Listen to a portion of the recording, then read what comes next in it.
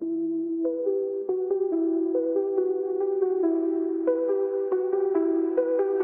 to the APL Insider. Here we'll be breaking down all the plays.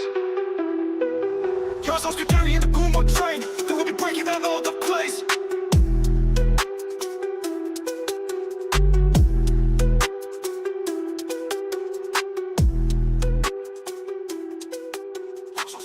Hello and welcome everyone to week 2 of the APL Insider. I am your host, Gadarian, and joining me again for another week alongside me, my man, the Goom Train. What's up, dude? Oh, not too much, Guderian. I'm super excited to be here tonight. But before we get started on the highlights, I do want to mention that we've been working really hard behind the scenes. Yeah. We've implemented a lot of changes to the visuals on the live stats and the scoreboard, and these updates should really enhance the experience.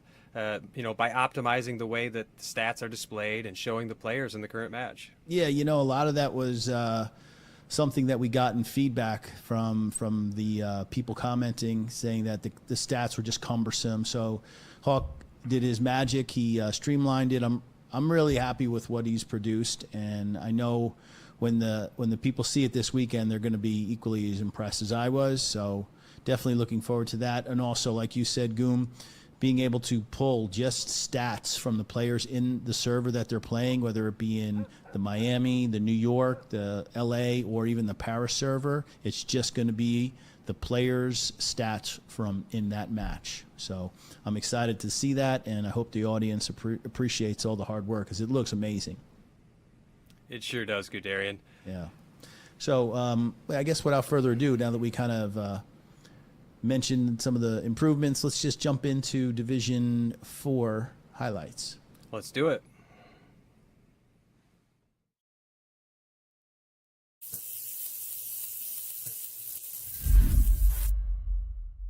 And joining us right now, we've got the commander from the 10th Mountain, Mr. Colonel Matthews. Welcome, sir.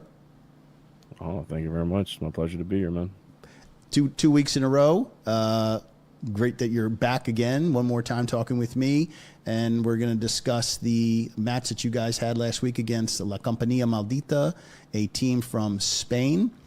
The map was SME, St. Mary-Glise, and coincidentally the point also being the mid church, SME as well.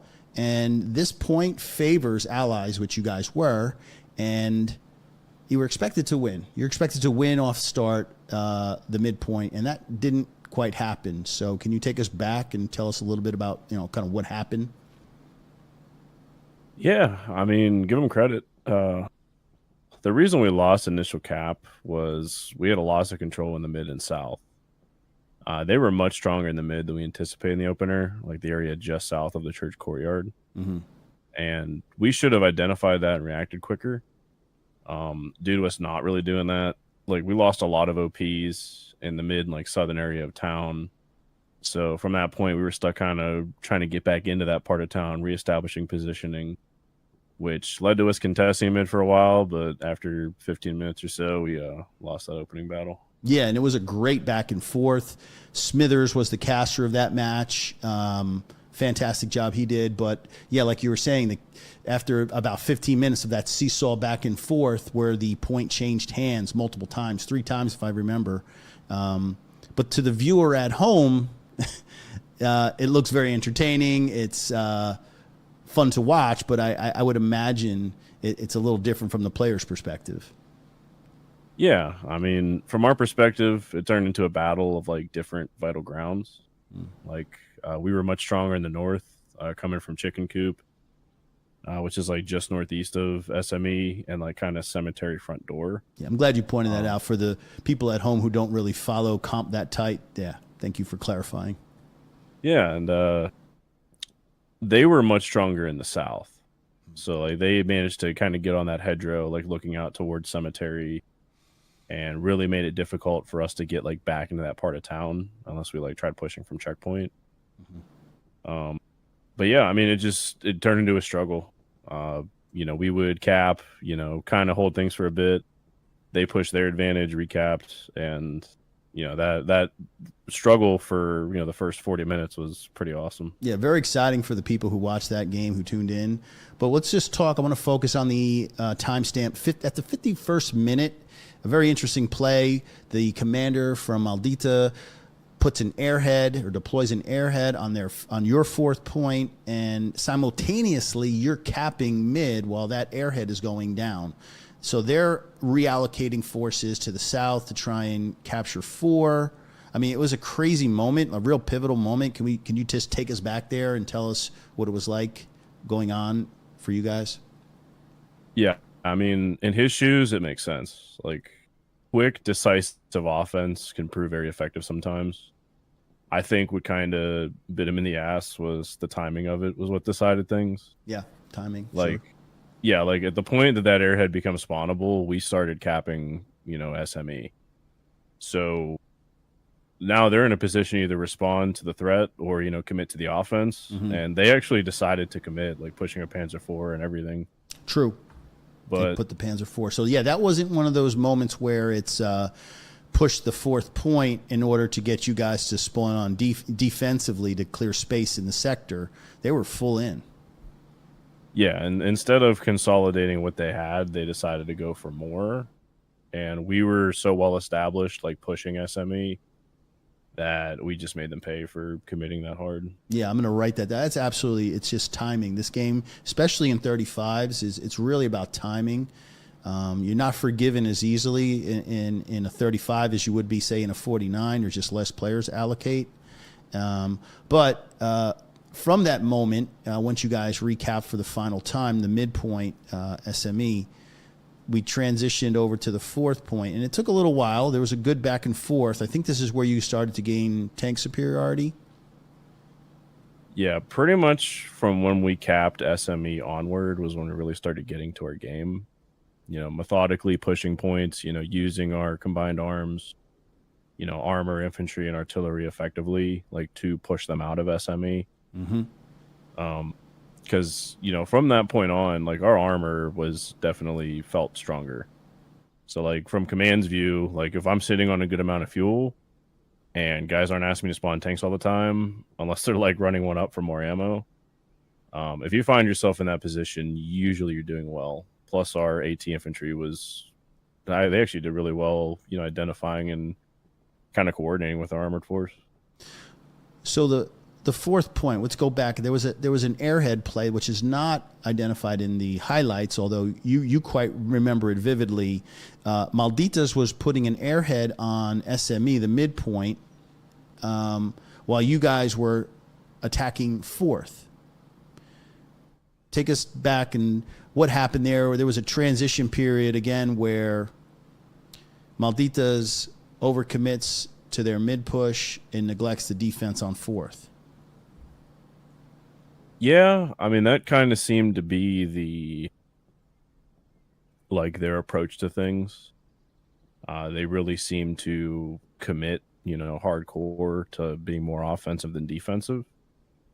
While we were once we kind of settled in, did what we started, what we wanted to do. Mm-hmm. We made it very difficult for them to make such a commit, because while they're committing, we've been steadily taking ground and pushing, now they have to respond to us. They can't commit as much as they want to. Interesting question just came to me. Do you think it was a little bit of a desperate move on their part because they were short when it came to that tank advantage? They were not holding the tank advantage? Possibly. I mean, if things aren't working, you have to try something. So maybe that's just what the commander thought was best, and roll the dice and see if we can't get a quick cap. I see. Okay.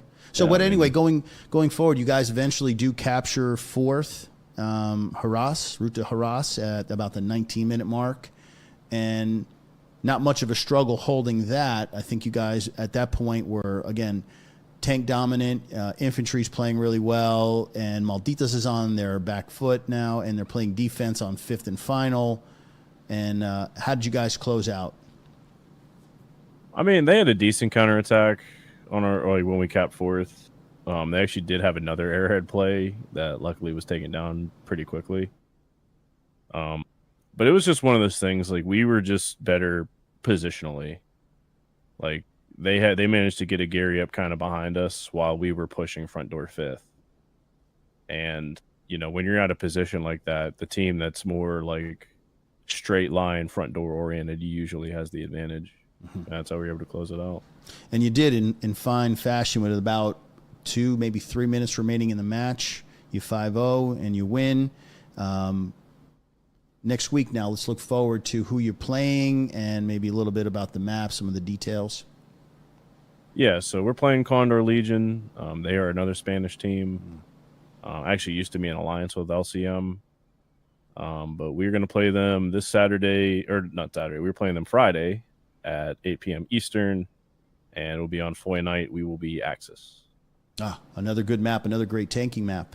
I think you guys have a good shot at winning. I mean, on paper, it looks like it's an easy win, but I know you guys are not going to take them lightly. No, I tell my guys every week, we underestimate no one. Very nice, very nice. Well, Matthews, I want to appreciate you for coming out and talking with us and breaking down these highlights and giving us perspective what it is to be a comp player. Oh, dude, the pleasure's mine every time we talk. Fantastic. There you have it, guys. Colonel Matthews, 10th Mountain.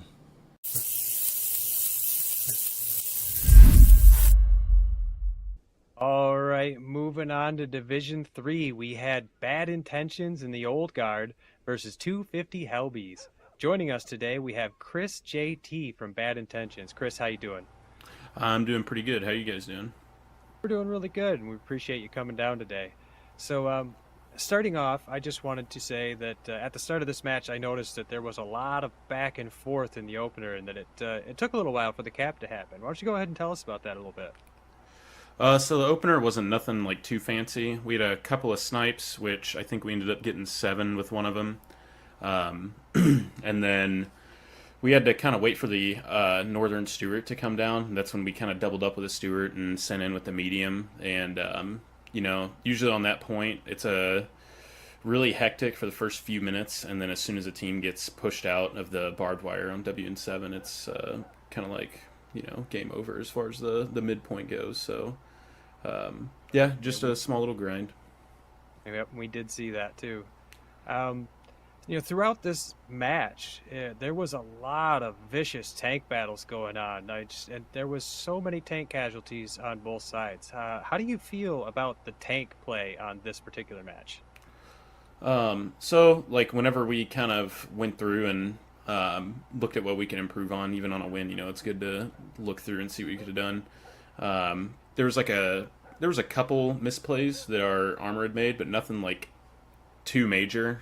They stayed competitive with the other team, and I would say they they had an edge over the other team, obviously, because otherwise it probably wouldn't have ended the way it did.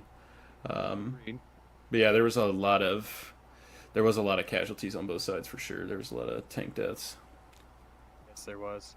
It still looked, there was still, both sides, I would have to say, just worked really hard on their training to get to that level of just accuracy at distance and, calm under pressure. Yeah.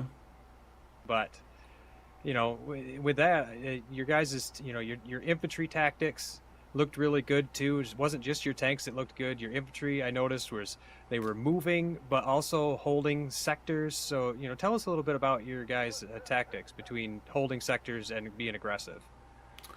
So a lot of our knowledge has kind of come from some of our better players also playing in a spree, like during seasonal and HCA tournaments and stuff like that. So them allowing us to play with them kind of allows us to bring knowledge back to the team.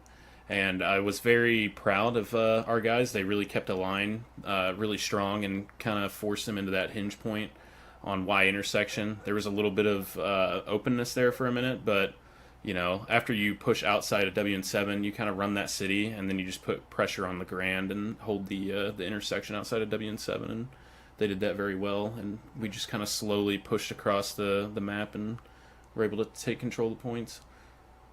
Yeah, you guys did a phenomenal job pushing away from WN7. I noted that several times during the live stream that you guys were just pushing them out of there and taking control of that sector and really dictating the flow of the battle.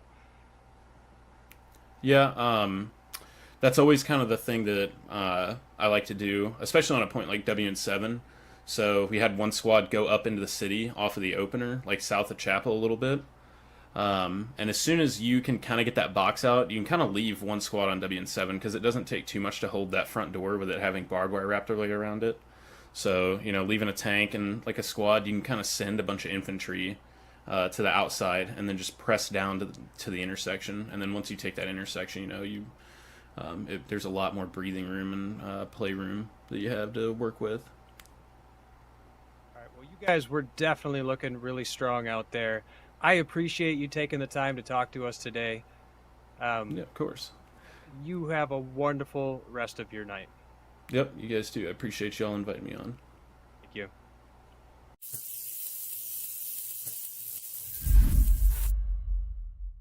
All right, so joining us now, we have one of the flex players from Syndicate, not yours, not mine, but somebody's daddy, Syndicate daddy. How you doing, buddy?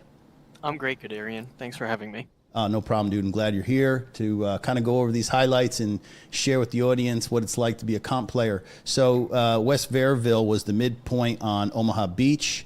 Tell us a little bit about how that opener went, because we know how important that is. Sure. So we had an incident with our meat grind truck getting stuck on opener, and that seems to have become sort of a theme for us in APL. So the embankment being the issue, probably, right? Something got the transport truck hung up. Yeah. So what does that do now as you guys are rolling out and you have your positions all mapped out and who's going where? What does that kind of do to your opener? So that group had to quickly adjust to the first garrison that we had built and deploy all their SLs off of that garrison, and all of the infantry had to adjust to the other OPs that were getting placed around hardcap. So now you arrive at the midpoint, and what did you expect to see? Were you expecting to see infiltration arrive in mass, or what was the situation like? What were you expecting? So because we didn't snipe any trucks on opener, we had expected that there would be more of an infantry presence on hardcap, but that didn't end up being the case. So that surprised you. Where actually was infiltration at that moment? They had infantry on hardcap, but they also had a large infantry presence in the south around Vierville-sur-Mer, the middle capture point. Mm-hmm.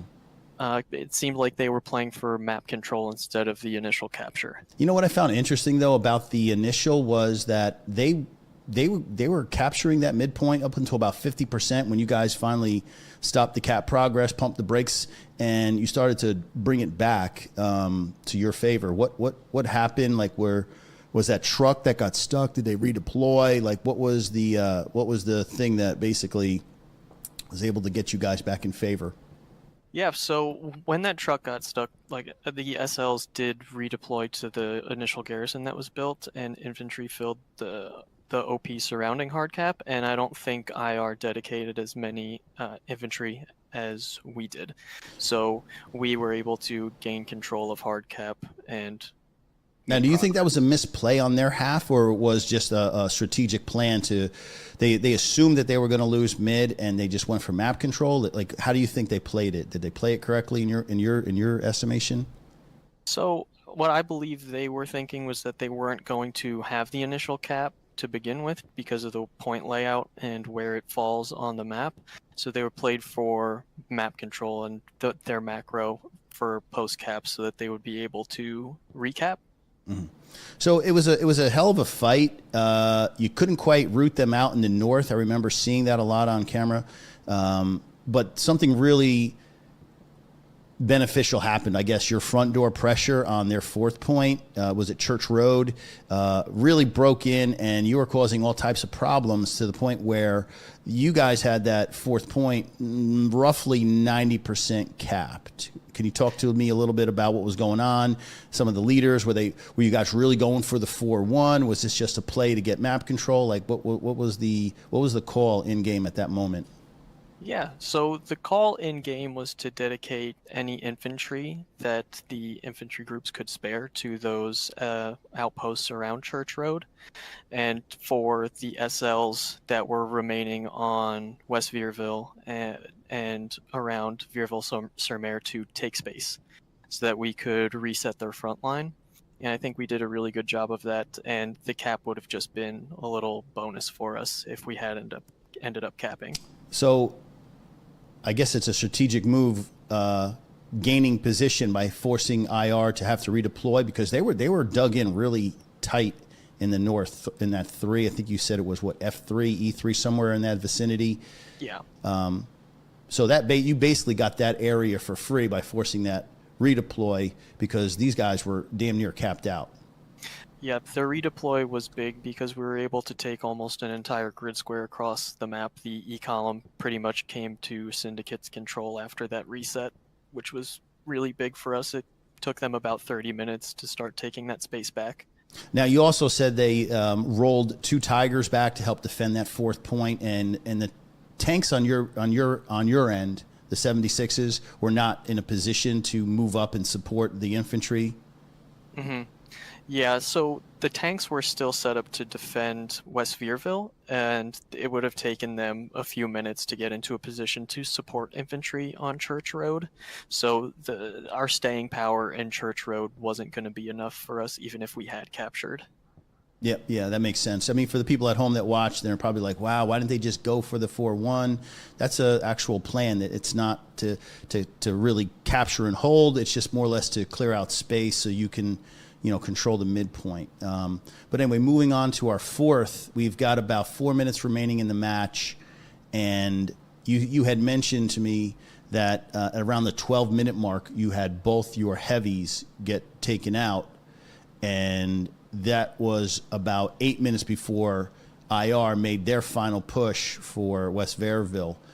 Brought, I think, 3 Tiger tanks and a ton of infantry, and they were starting to make capture progress about a third of the way. Take us back. What was going on? What were you guys worried? Were you like, was there panic? Like, losing a game in the last 2 minutes is tragic. Were you guys worried? We were worried, of course, but it seemed more of like a bend but don't break moment, like give up ground where we don't need it anymore. Like in the south around Veerville-sur-Mer, we needed to focus our cap weight on hard cap because we knew they had a large tank advantage. So we gave up ground strategically where we wanted to control hard cap and control soft cap, and I think we did a really good job of that. And now, were you guys winning your gun battles at that point? I mean, tell me about like what were the MGs doing? Because we know on a map like that, MGs with the crossfire can help out the infantry a whole lot. Like, what was take me back to the scene, because it was chaotic when I was casting. It was a madhouse. Yeah, so we did win individual gunfights, but a big part of us keeping map control on any game is going to be our MGs. They're kind of a backbone for our team, and we'll always have good map control because of our MGs. Well, I'll tell you that you pulled it out. Biggest win for Syndicate in a match that's not a scrimmage. I know you guys played IR on a scrimmage. I think it might have been SMDM, and you beat them 3-2. But again, scrimmages are not seasonal or APL matches. You beat them when it mattered, and congratulations on that. And hopefully you guys can repeat the process. You play a rematch of last year's APL final. You guys excited about that upcoming? Yeah, of course we're excited to play ESPT. They're a solid team, and we want to see how much progress we've made too since our seasonal, because our team has changed so much and there's been a lot of development since seasonal. So we're really looking forward to this matchup. Yes, and let us know the map and at what time, if you have that. I have the information, but we'll give you the plug, right? Yeah, we'll be playing on Omaha. Sin will be on the Axis side, and that match is scheduled to take place at 3 p.m. Eastern Standard Time on Saturday. Nice. Well, I want to say thank you for joining us, Daddy. Hopefully we get to do this again next week, and if you can knock off the 2-time, this would be even a sweeter interview than this already is. Oh, yeah, it'll be huge. Hell yeah. Thanks, Kadarian. Well, you're welcome. Take care. There you go. You too. Daddy from Syndicate.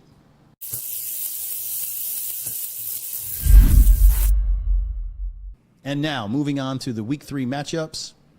Starting off with Division 1, we have the undefeated teams of Esprit de Corps versus Syndicate. That matchup was going to take place Saturday, September 21st at 2:30 p.m., and the match is going to be on Omaha Beach, with the caster being our very own Guderian. Second match in the Division 1 showcases 0-1 Infiltration, our Chinese team, taking on Helios, our NA representative. The match will be played on Saturday, September 21st at 11:30 p.m. The map will be St. Mary-Glise, and the caster will be that guy right over there, Mr. Goomtrain. Moving on to Division 2, we have Snow Leopard Knights up against Chimera, each one looking to get their first win of the season. That matchup is going to take place Saturday, September 21st at 6 a.m. The map is going to be Omaha Beach, and the caster will be Bueno. Now, just a little caveat to that match. That was a match that was scheduled for previous week, Week 2. However, there were some scheduling issues, so Snow Leopard Knights will be playing 2 matches this weekend. The second match will be against the Winter Wind, both Chinese teams, Sunday, September 22nd at 8:30 a.m. Set an early alarm clock, and once again, your caster for that match will be Bueno. Thank you, Guderian. After that, we have The Line up against Fallschirmjäger. That match is going to take place Saturday, September 21st at 10:30 p.m. on SMDM, with the caster, Mr. Do. And on to Division 3, we have an undefeated team, Bad Intentions, plus the Old Guard taking on Merciless, both NA squads, Saturday, September 21st at 9 p.m. Carentan will be your map, and your streamer for that will be Soprano. After that, we have the undefeated Rangers of the North plus Chad going up against the twice-defeated 250 Hellbees. That matchup is going to take place Saturday, September 21st at 2 p.m. on Carentan, with your caster being Sultan. Rounding out Division 3, the 0-2 Furious Frogs, our French team, taking on the Brazilians of Vanguarda, Saturday, September 22nd at 3:30 p.m. The map will be SME, St. Mary-Glise, and the caster will be DS Barbosa, casting in Portuguese. And finally, with Division 4, we're going to have the 2-0 10th Mountain up against the 0-1 Condor Legion. That match is taking place Friday, September 20th at 8 p.m. on Foy Night, with your streamer being Quick Nix.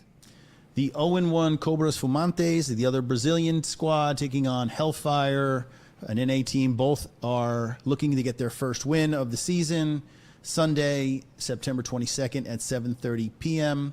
Map will be Utah Beach. Your 2 casters for the match will be in English, our guy Jig, and the other caster will be DS Barbosa, also in Portuguese. After that, we have La Compañía Maldita versus Ronin, taking place Saturday, September 22nd at 2:30 p.m. on Kharkov Day, with Smithers as your English caster and Sultan in Spanish. And finishing up Division 4 in all the matches, we've got the undefeated Lucky Strikes, 2-0, taking on the 1-0 Odyssey, both NA squads, Sunday, September 22nd at 8 p.m. The map will be SMDM at your caster, Savage Doc.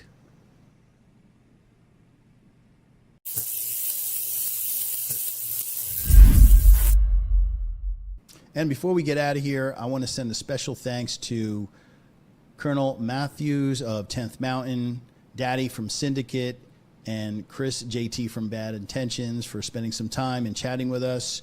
Also, I want to give a big shout out to you, the fans, for showing us the support over the last few weeks. Make sure that you guys tune in to the matches this weekend by joining the APL Discord. That address is discord.gg/the-APL. That's where you'll get all your match information. So that'll about wrap it up for this week, week 2 of the APL Insider. I want to thank you for tuning in. I hope you enjoyed the show, and we'll see you next week, hopefully. From Gooms, Guderian. Peace.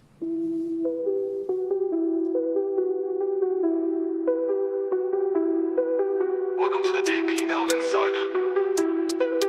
Here we'll be breaking down all the plays. Yours, Oceania, the boom on train. Then we'll be breaking down all the plays.